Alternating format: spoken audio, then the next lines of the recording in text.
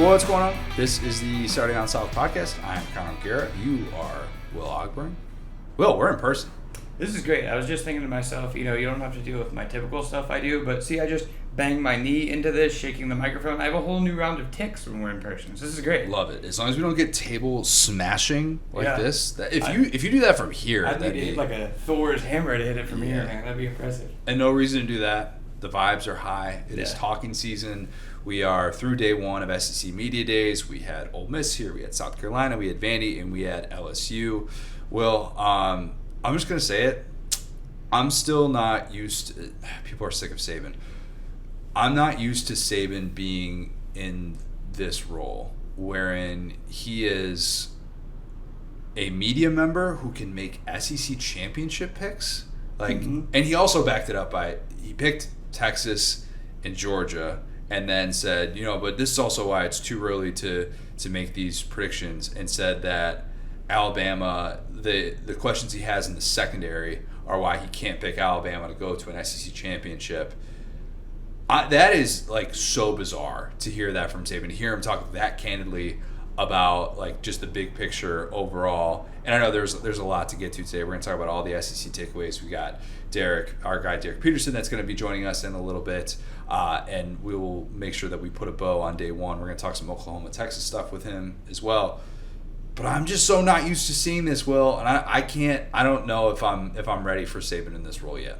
Yeah, I think the thing about him is I think when I see him not coaching is going to be the big thing, right? Yeah. Because I think we're used to seeing him on air, seeing him in the Aflac commercials, seeing him with the blue suit, like we talked about that on the desk. But it's different when you can kind of cut loose, because he's not talking about himself or his rivals or given the bulletin board material / rat poison. What it used to be is, and it's probably still a little bit like this, and it'll probably be like this for this season, where it's Nick Saban said X about Georgia, and that in itself is a story. Everything is relevant. Yep. Yeah. But I think next year is probably we're going to get to where every quote he has isn't going to be, because now if Nick Saban just came out and was I really like the job that Clark Lee is doing, that would be a story, right?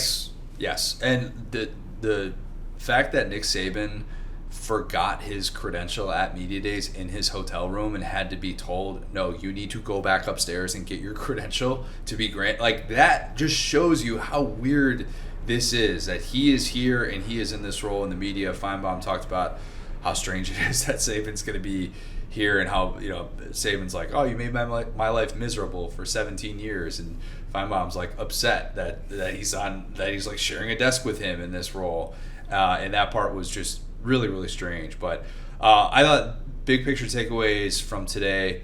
Sankey had a couple of noteworthy things about the future of the SEC, one of which being there is still not a tiebreaker, Will. We don't have a tiebreaker for the SEC championship.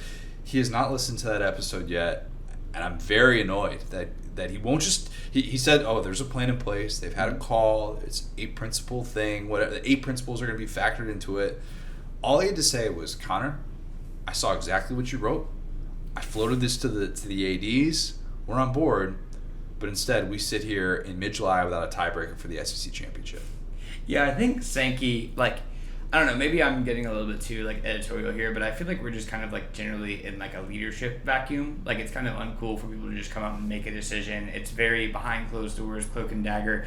And I feel the way that he carried himself was actually really indicative of what is become more or less the czar of college football in Sankey's role. He's the incumbent, Big Ten commissioner's newer, and I think he was able to speak on lots of different things while still kind of keeping the veil up, keeping professionalism. I think that he was able to definitively say some things about, we want to be cautious of gambling based on what the NBA has done, which I thought was kind of a shot, but it's a good one to take and say, hey, we want to keep that at bay, kind of talk about some of the things that are going on across the sports landscape and say, hey, I'm just, this is all an evolving situation. We're all in this together.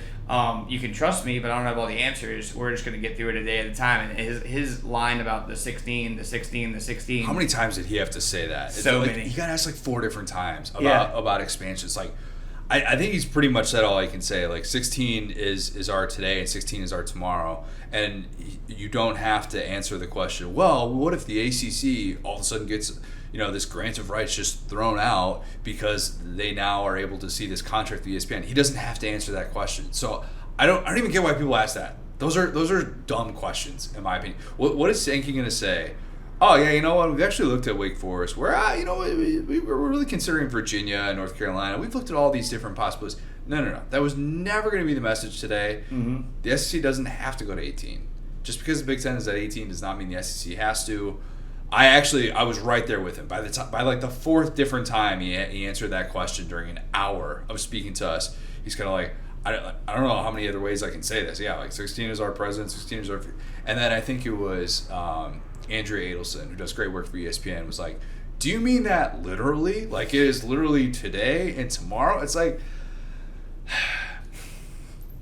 The SEC, as far as I'm concerned, is not making any of those additions without massive seismic shifts in the ACC. And that's okay. I think we had enough new for today. Yeah. We had enough new. Yeah, There's a lot. I can't remember the last time someone was saying kind of a party line like that and we were agreeing with them because you felt out, it's like this guy can't, to your point, say this specific team called. And after he kind of made it clear that, like, I've said enough because, like, his comment about the ACC was, you know, we've gotten some calls, which is fair. You know, he kind of was like, hey, you know, like, we received those calls. Like, it's not like we're just sitting here or whatever, but it's my responsibility to make good decisions. And one thing that he really did hit on, which I'm sure he has before, this is like my first time seeing it live, is that, you know, the regional footprint of the SEC. And I think that's not something that's lost, as we've seen every conference. You know, we've seen Pac-12 schools join the ACC. We've seen SMU join the ACC. We've seen out West schools join the Big Ten. And him just being like, no, this is actually, I can say that Southeast means something. And yeah, okay, we were already at Mizzou and Texas A&M. What is Oklahoma going to do?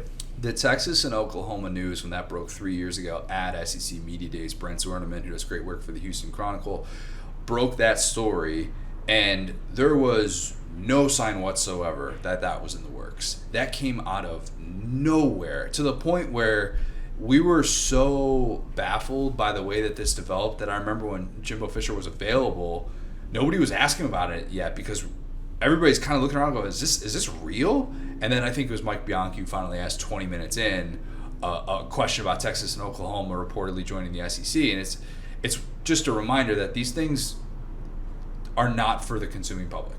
They're just not. Yeah. If this is going to happen, we're going to have a much different perspective than like asking Greg Sankey and then finding out that he actually looked into these teams. So I didn't really think that was that noteworthy in terms of like the overall scope of the sport or anything like that. We had helmet technology discussed. We had the use of iPads. That's going to be a thing. Brand name iPads. Now watch out. These are not tablets. These are not Surfaces. We got the best of the best here in the SEC. What is better to be chucked, a Microsoft Surface or an iPad? Well, probably a Microsoft Surface. Because it's got like the it's got edges on it. Yeah. Okay. Who will be the first coach to just shatter an iPad? Oh, man. That's a good question. That's actually a great question. I have to look at the schedules to see that one, honestly. I'm going to say it's, you know what? Kirby is the one who could do something like that. Yeah. And it'll be 35-7. Georgia's up big. A second stringer ran the wrong route, and he just shatters it. That will be the first iPad shattered in the history of SEC football. Listen, don't sleep on Blake Baker week 1, all right? That's a good point, man. That's a good. Feel like, wow, because I know those DBs, Blake Baker, as do you too after this season, after this camp, but I know what they're capable of on the field sometimes. Sage Ryan tripped again? Oh, my God. Speaking of LSU, Brian Kelly discussed the role of Harold Perkins and talked about how, you know, I asked BK, like, if you could have done anything differently with Harold Perkins, what would it have been last year? And you can kind of go in a variety, but I thought for a while about how I wanted to ask that so that he wouldn't just say like, oh, you know, he was like a development, work in progress, because Kelly's actually the type of coach that would give you something that he probably shouldn't say in that setting, and then sure enough, that's exactly what he did. He's like, well, we would have tied him down and made sure that he ate more. Yeah, I was telling some LSU fans, like I saw in the hallway, Brandon Ingram was the only person I've ever seen move to Louisiana and struggle to gain weight. Facts. So you can't just be like, well, he wasn't heavy enough. That's on your strength and conditioning program. I lost so much weight when I left Louisiana. Yeah, like, if you're telling me that Harold Perkins was only a second-team all-conference guy, and he still had a good season, but 5.5 sacks for a guy that rushes the passer, we've talked about it. It's just unacceptable. Twice as many pass coverage snaps as he had rushing the passer, and you understood going in, this is going to be different. This is going to be a work in progress. To look back on that entire year and the amount of time in which that heat-seeking missile was invisible, and to think that was just chalked up to not being able to gain enough weight, I didn't really like that answer. And because then Brad typically just goes, how come they didn't try him at safety last year? And it just, a whole new wave of rage hit me as I went, we were playing this guy at slot corner. Yeah. And all he had to do was be a better Andre Sam, and it would have been more useful to us. Well, and the interesting thing, too, is like, so he makes that comment about, he struggled to gain weight, and that's been a priority. He's up over like 225 pounds. He's playing around like 217 last year. And the thinking now is that he has put on the weight and that he is taking a more dedicated approach to film. That's what he said.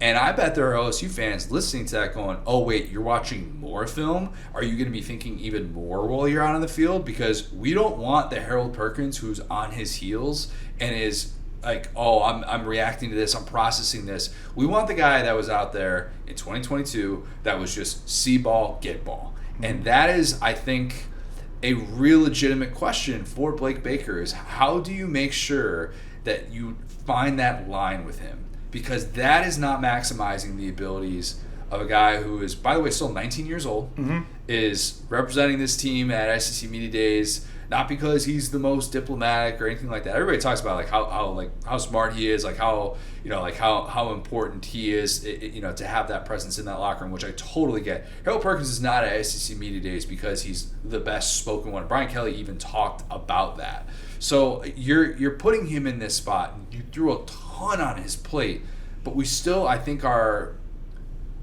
we're allowed to have those questions, even though I don't think it's as important pre-snap. But post-snap, man, if they don't get this right, it's going to hang over Brian Kelly for a long. It will be the thing that we talk about. Yeah. I mean, I'll say this too. I think that, watching tape or watching film is like such a base level expectation.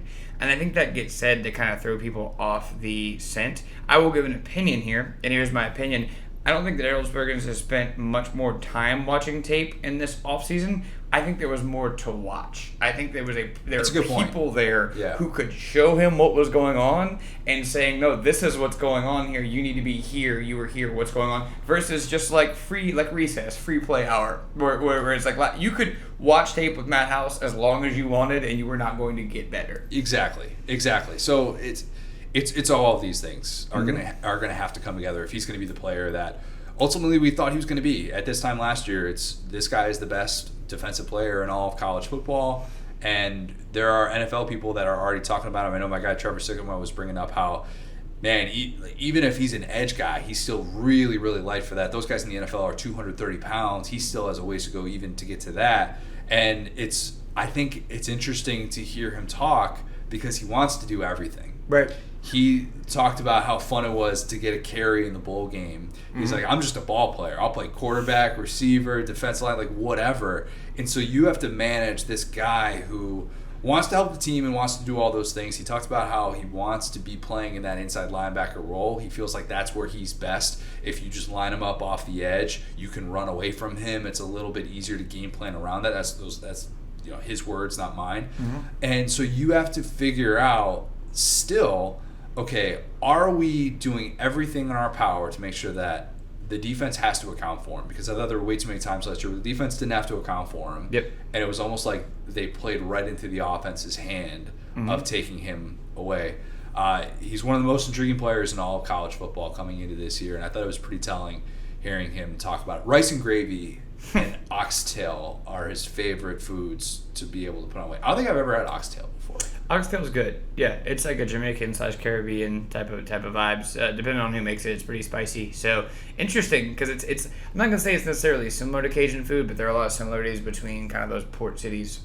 Anyway, yeah, I think it's kind of like football, especially in college, is a little bit like life, right? I mean, how many guys get recruited on this promise of you're going to be a running back, you're going to be, you could play some special teams, and then as your team counts on you more, start to be more of a leader, right? Like, great example, even, Alvin Kamara with the Saints, right? He's not returning punts anymore. He's got stuff to do. And same deal there where it's like, okay, year one, just go out there and have fun, man. Just don't transfer, honestly. This is year one. Let's figure it out. We have some holes, whatever. Year two, okay, we're going to try you again. Year two is lost, whatever. Year 3, it's like, dude, this is your pre-draft season. Like, you need to show that you can be an NFL player that does one or two things. Like okay, you can play, like, you can be a run stuffer, or you can do a little bit of coverage, but you really, like, other than, maybe like a Tyrann Mathieu or like a Deion Sanders, everybody has to grow up eventually, right? And I think that's what we're seeing here is that the stuff that's fun for him may not be the stuff that makes him money at the next level. And pass rushing might be one of those things, honestly. It's so hard to do everything at an elite level. Yeah. And most guys have flaws. It's just you don't see them, and you're not as dependent on them because of your deficiencies. And that's I think the issue. And it could still be an issue with Harold Perkins, even as someone who has faith in Blake Baker. I think that's legitimate. Mm-hmm. Okay, you spent time around a couple of quarterbacks today. Garrett Nussmeier, Jackson Dart. The swagger, the it factor. Who did you get that vibe from more so? Oh, man, that's actually a great question because they're very different people, right? Like, Nussmeier is kind of like, maybe I'm reading too much into him being a coach's kid, but he does seem very like, it's like everything is like an outline to him. It's like you ask him a question, it's like, okay, well, I'm going to address this part, then this part, then this part. He's like, approaches things kind of like a little bit more coach speak, a little bit more analytical. Jackson Dart strikes me as that guy that is just chill. And he doesn't want you to know what he's thinking. Like, if I asked you, okay, Connor, what's your favorite type of car? Nussmeier would be like, okay, I like a Mustang because it's got this many horsepower, And Jackson Dart would just be like something that goes fast, baby. But in the back of his head, he knows why he loves that car. He knows the same, or maybe even a little bit more than Nussmeier based on what they've shown on the field at least. And, like, that's the crazy thing is that it's almost like Dart's whole thing was to make you feel like he was this guy who was chill and was kind of like Cali cool guy. When in reality, you could see the wheels spin. You could see when he was talking about building leadership in their pickleball league, even and talking about little stuff like that. And again, that could be kind of like silly stuff, but you can see both Jackson Dart and Lane Kiffin grow up together. Yeah, they're so I think alike in a lot of ways, and I thought Matt Corral and Lane Kiffin were very alike. I thought their overall demeanor, the way that they approached the game, was perfect for that stage of Lane's career, as opposed to having maybe early career Jackson. We've got horns in the background. I was prepared for cars, not trained. Yeah, I don't know what that was. Yeah, we're in a major city, folks. It happens. Mm-hmm. But yeah, the mindset that Dart has is definitely earned, and I'm now having these conversations during talking season of like, am I high enough on him? Now, you drafted him in our quarterback draft. Mm-hmm. I had him just as high on my big board, I think, as you did. I think I had him at 5, I want to say. Mm-hmm. And sometimes you can listen to someone speak and you can be a little bit more inspired by them. Mm-hmm. And I get why Jackson Dart has that impression in that Ole Miss locker room, seeing him interact. Doesn't mean he's going to beat Georgia. Doesn't mean that he's going to lead Ole Miss to a college football playoff win or anything like that. Mm-hmm. But if there's ever a guy to kind of do it, it is this. And like, the more you talk to this Ole Miss team, the more you realize this is the type of way that you would hope that they would correct things. Mm-hmm. I don't really know what more we could have asked from Lane this offseason than to do things the way that he did. Unless you're going to tell me like, oh, Lane just, he even brought Zach Arnett as an analyst. If you told me Zach Arnett was Ole Miss's offensive or defensive coordinator, I'd be like, whale of a hire. Crush that. He did everything you could have hoped for. So like, he's checked all of these boxes, and if it comes up short, it's going to hurt that much more. Yeah. It will sting, man. Ole Miss fans, they know the how precious this opportunity is, and if they blow it, and this is an 8-4 season, that would be blowing it. That would be. It's just going to hurt in so many more ways than I think they've experienced at any point in the Lane Kiffin era. Yeah, it feels like that was a concise effort from all the players and from Lane Kiffin as well. I mean, I feel like we saw, and it's always tough with someone, and like all of our thoughts, our prayers, and our hearts go out to Lane Kiffin, who's just recently dealt with the passing of his father, Monty, great defensive mind, but I'll talk about Dart first, actually. So, talking to Dart and everything, it's like, okay, you come in. I mean, you remember year one, we were talking about Lane Kiffin, like histrionics on the sideline, watching Dart play, didn't trust him. Did not trust him. Didn't trust him at all. And then last year, he takes this big step up, and then you start to think, you got 11 wins. You got better, like way better from year 1 to year 2 in terms of what you were able to do and how much freedom you had. Well, how do you do this in the next, like, what is your expectation? What do you want to do next? And it was like any type of a thought like that, it was quickly brushed off because they don't want to lean into that hype train. And I'll say the same thing about Lane. And like I said, it's always hard to judge someone in such like a tragic time. But he was very careful to not be Mr. Funny, Mr. Quote, Mr. Typical Lane that we expect. It was like both Jackson Dart and Lane Kiffin, we'd seen go through the wars, go through the histrionics, go through all these, grab your popcorn, get your clips, like that type of stuff. It was like, no, we're not going to give you that today. And it's going to be on purpose because we don't want to be the joke. We don't want to be the happy party team. We want to be like, we talk about Ole Miss as the tailgate school, but we want Ole Miss to be the football come in and beat your butt school, I think so many more people will be talking about Trey Harris after this year. Mm-hmm. If Ole Miss has that type of a season. I asked him if he thinks that this group of pass catchers is the best in all of college football. In his very biased opinion, he said yes. Like, I absolutely do. We still have to go out there and show it. But I can make that argument. And I think you see the confidence that he has talking about working out with Jackson Dart in California and doing those things and the depth that they have. And I was talking to Brad Crawford about this. This is going to sound weird, but it's going to be true because if they're built the way that we think they're built, this is very likely going to happen. There will be days in which Juice Wells is the fourth option. And you'll look up at the stat line and go, Juice Wells had like one catch, and did he play in this game? Did he get hurt? If you have depth, like Ole Miss does, you should be able to do these things. Mm-hmm. But I don't know that Ole Miss fans are necessarily looking at that going, that's the thing that's going to get us over the hump. And that maybe has dialed down some of the hype about these Ole Miss skill players and stuff because so much of it is going to come down to who they are in the trenches. That's what we talk about with everybody in the SEC. It's what we do. Texas and Oklahoma know that all too well very early on being in the SEC. But, Ole Miss did feel like a team that was trying to just dial the hype down a little bit, and I have no problem with that. Any other takeaways from day one of SEC Media Days, which I don't really feel like we got like some massive headline or anything like that, which is probably the way that a lot of these coaches draw it up. Yeah, it was bold to start with Brian Kelly. He didn't do anything that cringe at the podium. He did ride a bull with a cowboy hat on, regrettably. Yes, he did. I think you should just lean into that. Kind of same deal. I mean, in terms of the order of guys, right? Brian Kelly, Beamer, Lane. You think those are kind of your three heavy hitters for a quote, maybe in the whole conference, right? And all of them were pretty dial it back. I think that Beamer was pretty I think Beamer is aware of the situation that he's in, which is that he also doesn't really want to be a novelty.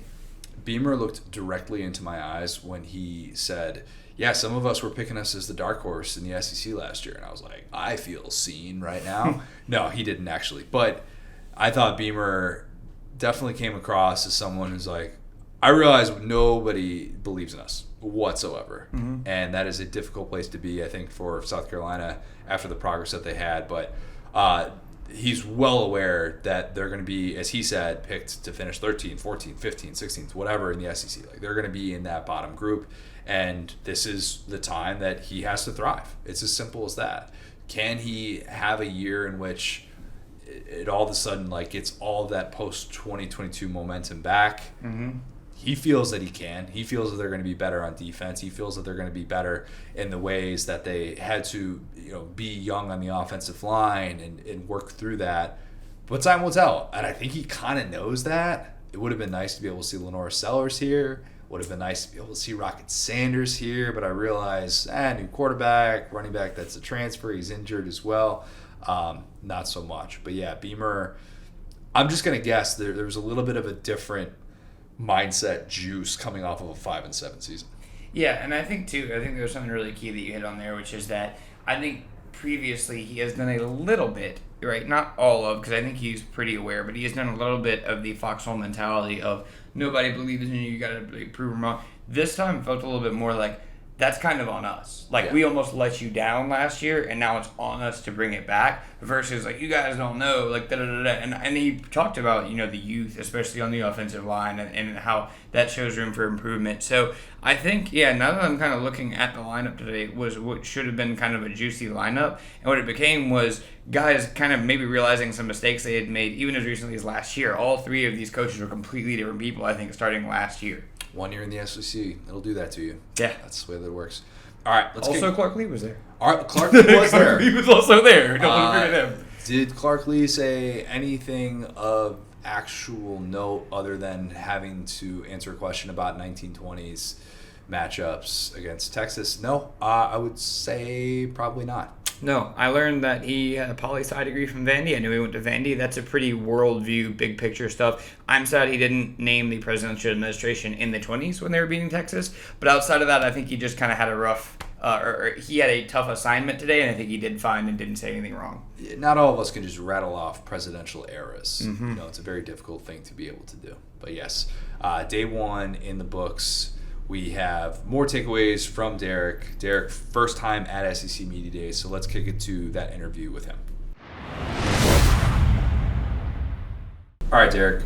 Biggest takeaway from day one in Dallas, we had Ole Miss, we had South Carolina, we had Vandy, we had LSU in action today. What was the thing that, throughout all of this craziness of SEC Media Days, the spectacle that is, that kind of stood with you throughout this first Monday? Yeah, Ole Miss sticks with me. I think Harold Perkins was probably the biggest storyline from the teams that went today, just because of Brian Kelly joking to you that he wished he would have strapped him down and made him eat more. Standard quote from Brian Kelly, if you think about it. Yeah. And everybody wants to know, like, okay, how's the LSU defense going to look under Baker? And LSU doesn't seem to have any interest in telling us. And everybody wants to know what Perkins is going to be doing. So I think he was a big draw just looking at him. But I was curious to see how Lane Kiffin and his players would approach the messaging today. Because there were a number of different directions that they could go. Everybody expects them to be a very good team. I expect them to be a very good team. A lot of us expect them to contend for a playoff spot. And sort of be in a position that the program just hasn't really been in. And, for a roster like what Kiffin has, where so much of it has been built through the portal, you're sort of like patchworking your culture and hoping that the pieces that you add aren't going to change anything about that culture. And to get something that is going to be conducive to a title run is probably pretty finicky. It's a pretty fine needle to thread. But I kind of get the sense that Lane has maybe done it. The messaging today was just all about work. We don't care what you're saying. We don't care where you put us. Somebody asked Jared Ivey.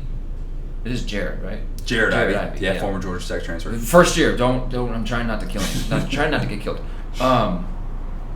Someone asked him, like, what's going to look different? Like, what do you remember about the Georgia game? I think it was your question. I asked that, yeah. What's going to look different? And, like, he made the comment that, like, there were things that night that they could build on, but then he also said that no one's going to outwork us this year.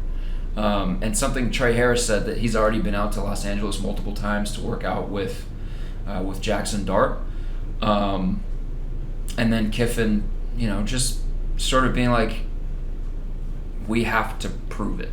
And there are so many things that we still have to do. I just liked that messaging, and I like that messaging for the coach, of him being like, hey, even on the plane ride out here, I'm talking to the guys about, like, this means nothing. What they're about to tell you means nothing. We have to work, we have to earn it, we have to prove it. And I just like that messaging, and I felt a little bit more confidence in sort of expecting Ole Miss to be what I expect them to be. Isn't it interesting that this is the first time Lane is going to have a team this highly ranked since 2012 USC? I was talking to Michael Katz about this, about how you almost get the sense that Lane knows that, and it's this mental hurdle for him to be able to get over, because the way that 2012 USC played out was so horrific. As Michael Katz brought up, he's like, yeah, you start off number one in the country and then you end the season in El Paso. Like, that's just not the way that you draw it up. And if Ole Miss does anything short of that, we've talked about this throughout the offseason, it will be seen as a disappointment. I always wonder if a coach is going to come into this setting at Media Days and you're going to know. You're going to get this sense of, oh, they're really confident. They love their team. The example I always gave is 2021 Kirby Smart. That was the first time I really saw Kirby come out of his shell and, you know, speak freely and like not be afraid to make jokes. He brought up how Quavo was instructing them about NIL. Oh, don't be thirsty. It was the advice from Quavo. And you're like, who is this guy in front? And I look back and think Kirby Smart knew he had a really good team. I think Lane is taking a different approach. You almost get the sense, and at least I did, maybe you can correct me here, does Lane sound a little bit like Saban when he is trying to be serious about stuff? Like he has like these Sabanisms that'll come out and like he is downplaying it. And he's not doing the I'm going to build my team up. He's not doing the get your popcorn ready or all that. But I got that sense from him that he was very much trying to downplay this in the way that his, you know, obviously former boss did better than anybody in the history of the sport. Well, and still did today by not saying on Monday, by not having Alabama in his title picks. Saban not Network. Yeah. I think that was a little pointed. Not, you know, I think there was a lot of truth to it, but I also think, you know, there's a little bit of subliminal messaging there. But yeah, I would agree with you on that front, that I could see Lane doing the same thing. When you're telling your team, we still have so much work to do, you're sending them a message. And, you know, so many coaches will use availabilities and press conferences and just meetings with the media to send their team a message. And, you know, saying, hey, we still have to work.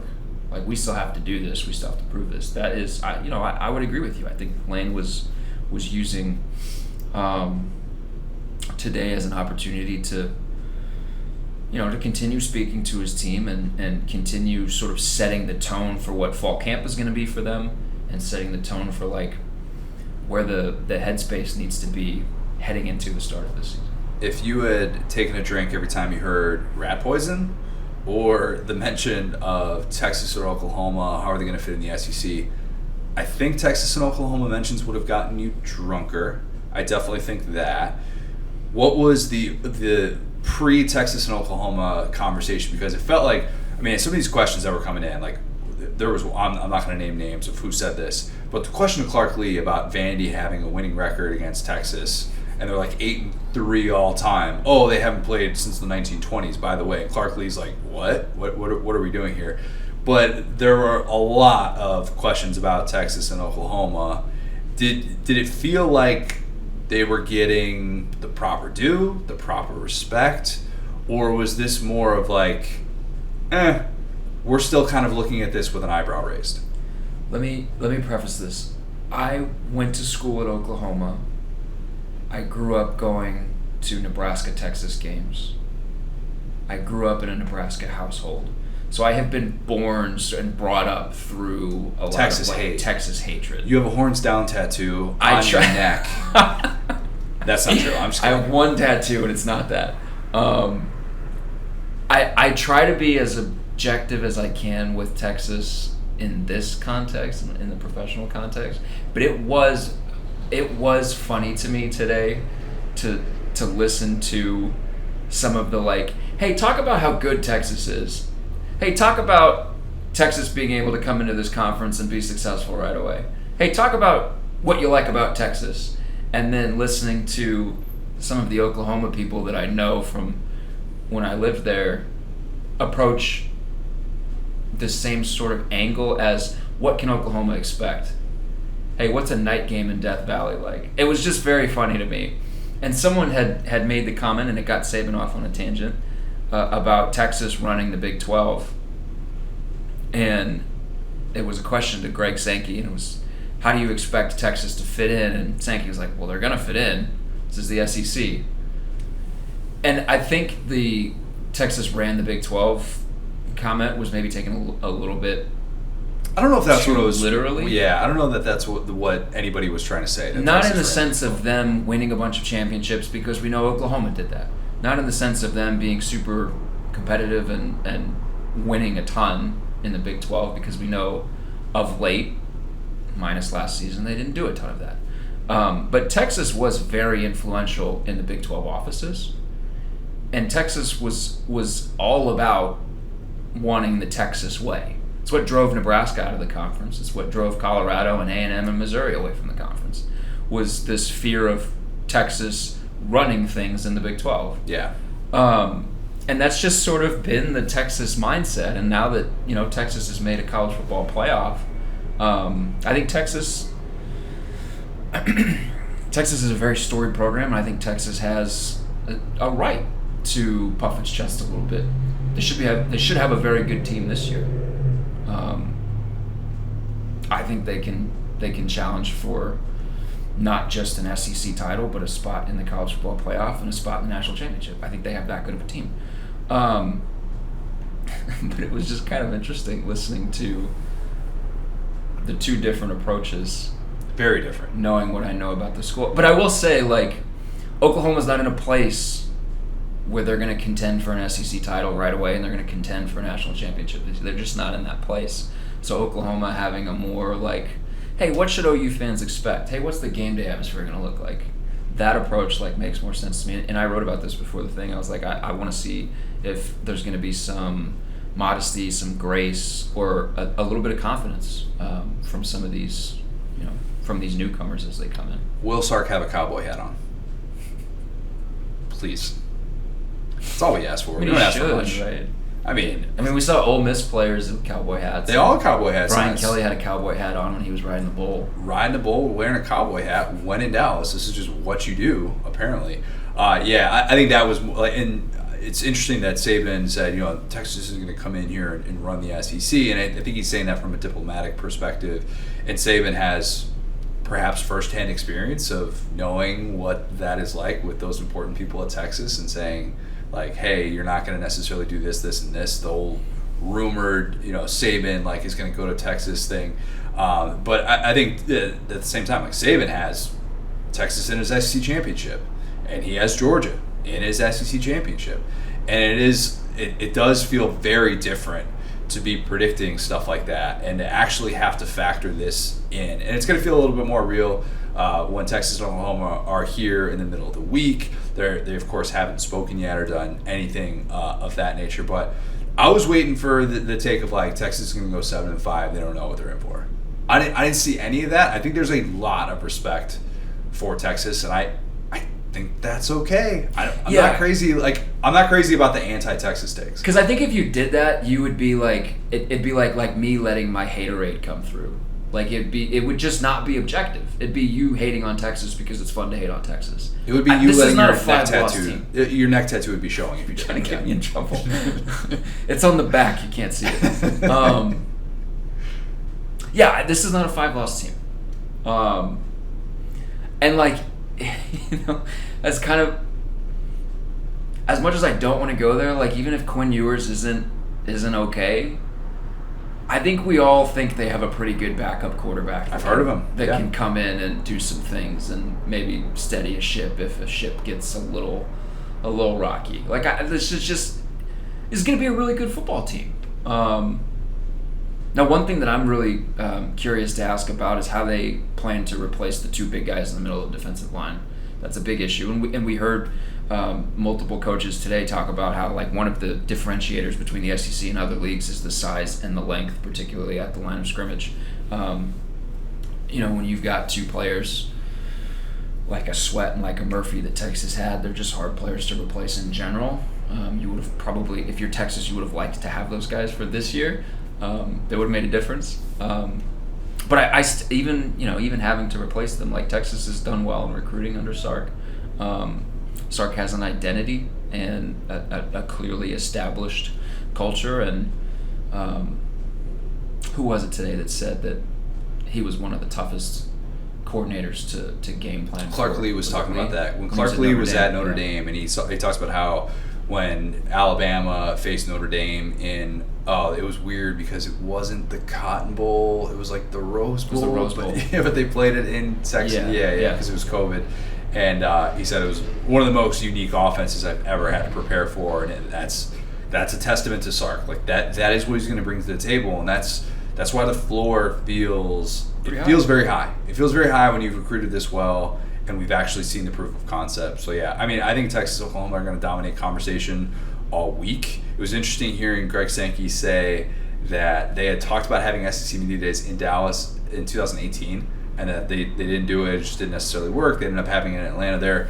But SEC Media Days in Oklahoma City, nobody's brought that up yet. Underrated Oklahoma City. My guy Chris Plank's been telling me. You'd have it at the Devon Tower? Is that where you would do it? Sure, that sounds like a place. Where you can see nothing but flat outside behind you? Yeah. They would take us to a Thunder game. Like, not a Thunder game because they probably, wouldn't be playing basketball in the middle of July. That's not how that works.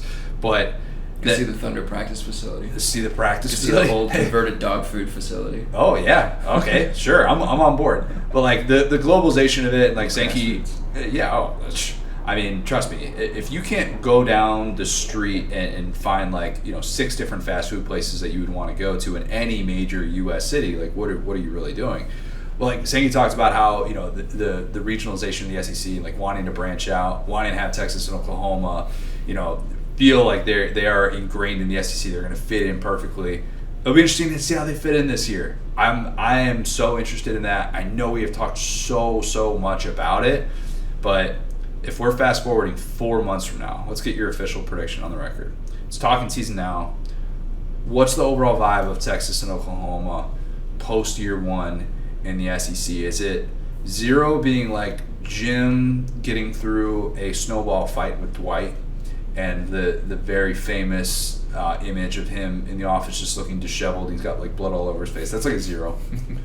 Or a 10 is like Stanley on pretzel day. Vibe being like within the program, vibe the fan base, people outside. Fan base. Let's go fan base. Pretzel. Stanley on pretzel day. It's an elite feeling. It's a 1 in 365. They're just in 2 different spots, so I think like it's not like I think both are going to be a solid like 5 to 7, 6 to 8 in that range. I think both are going to be happy. I don't think OU is going to be bad, but I don't think OU is going to be awesome. And I don't think Texas is going to be. I don't think Texas is going to be bad. Bold. Preseason national champion favorite. Texas confirmed not bad. So I don't. They've just been preparing for this for so long. I think so much of this season is going to feel like a celebration to a lot of these fan bases. Now, maybe Brent Venables feels differently. Like after the season, maybe he's a lot closer to like Jim looking disheveled at the desk, like with blood on his face. Maybe he's. But even then, like, I think that OU's in pretty good shape on the defensive line and the front 7. Bill Biedenbau's got, as good a reputation as an offensive line coach as anyone. We got motorcycles going outside the Airbnb right now. We got a lot of people that like to rev their engines outside. Nothing says that you are a man more than revving your engine just random times. So I think they're going to be pretty, I think they'll be pretty pleased. Texas has a pretty decent schedule. I don't know if you've seen. Yep, heard about it. Oklahoma has a fun schedule. That's one way to put it. Well, I say fun because, like, I was talking to my father-in-law who loves to attend OU games. He lives in the area. He can't wait for OU Alabama. He can't wait for Alabama fans to be on campus. Yeah. He can't wait for that atmosphere. And there's a level of this where, it's not to, just like stoke the egos of SEC fan bases, but this is just not what OU has been used to. It's just not what Texas has been used to. There are programs that just don't take it as seriously or haven't taken it as seriously. It doesn't mean more. It doesn't mean more. And it's just like, it's like the big leagues. And I think that there's a lot of people within both of the fan bases that are super excited about having that weekly atmosphere. Like every single Saturday, it's going to be a fun Saturday. Now, it might not end fun, but like it's going to be an adventure and an experience and a memorable experience. So I think I said this, you had me on a podcast previously, and I said I think OU could win 8 or 9 games. I think they could also win 7 games and label it a good season, or 6 games and label it a good season. They won't label it a good season if they win 6 games. They won't. Some might. Some might look at some of the games that they win and say, didn't expect that. If they go 6-6, that will not be labeled a good season. You know. Okay. Okay. Yeah, okay. If it ends in El Paso. They will not label Well, it's not starting at number 1, so we don't have that big a gap this time. True. Okay, yeah, okay. I've got OU fans yelling at me. They're not going to go 6-6. I don't think they're going to go 6-6, but like, I think there's an element of this where it's just going to be a little bit of a celebration this season. So I don't think anybody's going to be like, just absolutely hating life, sitting at their desk, disassociating. Like, we should go back to the Big 12. Like, that's not going to happen. No Nebraska syndrome. Now they tell you they don't even have Nebraska syndrome. I think they're very different. Both you and I can speak to that very much. Very different mindsets of reasons for expansion or realignment, all that stuff, and at extremely different places in their fandom. So we don't even have to go down that road. Here's the thing that I'm most interested to find from, and I might not get this answered over the next 2 days, but I'm gonna try. How difficult do they expect it to be to prepare for this season? Because I talked to people who prepared for a conference switch previously, and it was a coaching staff that was not super thrilled about the conference switch happening. And in preparation for the new season, it was a lot of like, we have 11 non-conference games. We have 12 non-conference games. Like, this is absurd. And the amount of time that we have to invest to get ready for the season is just on a completely different level from anything that we've experienced before. There is something to be said for that. No tendencies whatsoever. Like, yeah, Sark faced Bama last year, but at the same time, it's like, all right, well, you still have a new coaching staff to prepare for. You have no tape or commonality to pull from. Is that a challenge, or like, is it different now because of maybe the transfer portal and because of how teams can change year to year? Texas obviously has the Alabama game that they can pull from, but like Oklahoma has nothing. What's that like? I would like to get that answered. I don't know if I'm gonna get that answered, but that to me is the most interesting thing heading into this for those two. Derek, great stuff. Where are you at on the tweets these days? It's something Petey.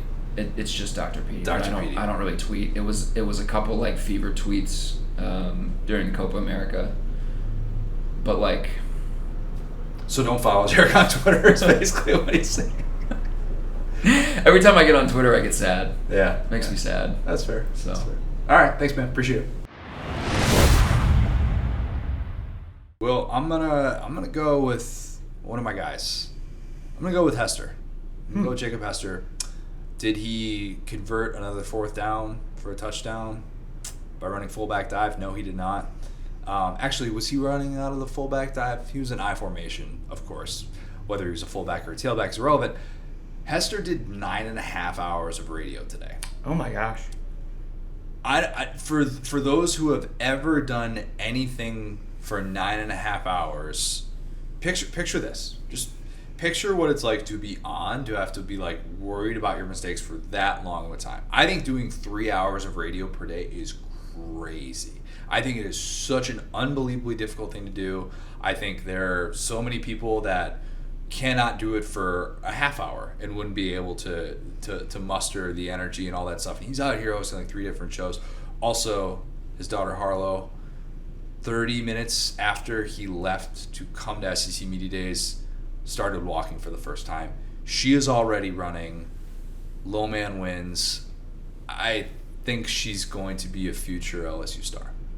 I mean, hey, if she could play DB, we would take her right now. So I was just there are some teams in the SEC that need an offensive line. I'm just saying, just throwing it out there. But want to shout out Hester just because he's the man.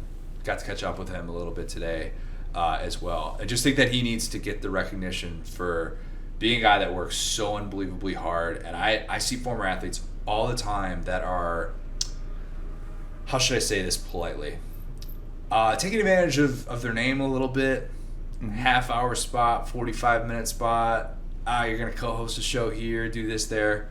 That dude works his freaking tail off. And, I love Hester, so he's my light of the week.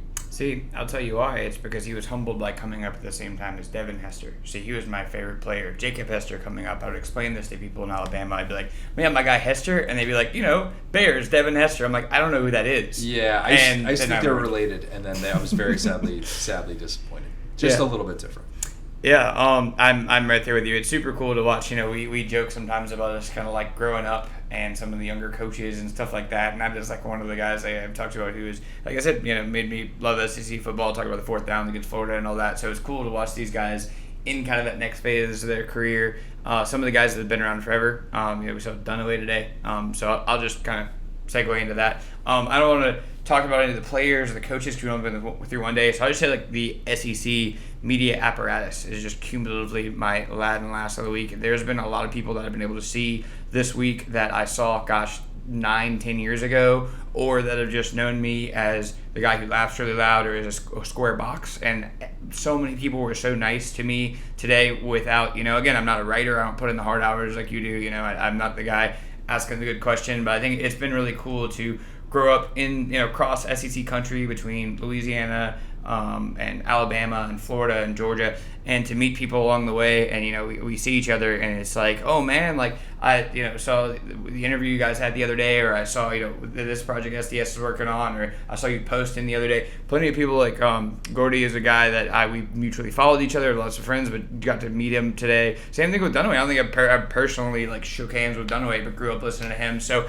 yeah, it really is like that is what people talk about in the South, where it's kind of that down home environment.